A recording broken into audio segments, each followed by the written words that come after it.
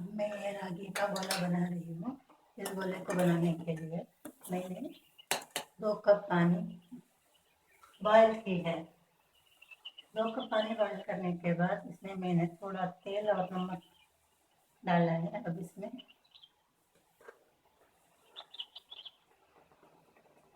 तीन चम्मच आटा डालूंगी।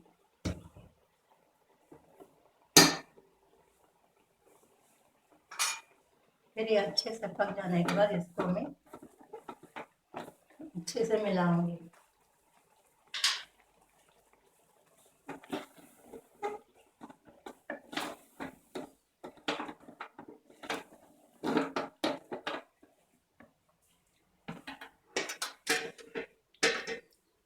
थोड़ा सा इसमें घी डालकर खाने से बहुत अच्छा टेस्ट लगेगा।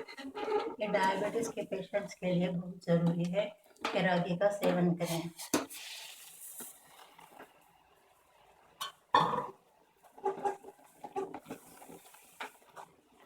डायबिटीज जिसे भी शुगर बीपी कंट्रोल नहीं हो रही है, शुगर बढ़ती जा रही है, तो आप रागी का सेवन कीजिए। रागी में इतने फायदे हैं कि आपके शुगर का कंट्रोल लेवल आ जाएगा।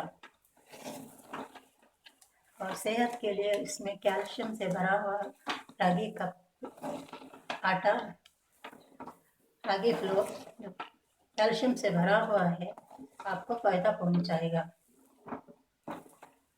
ये अच्छे से इसको मिला लें, फिर इसके बॉल बना लें।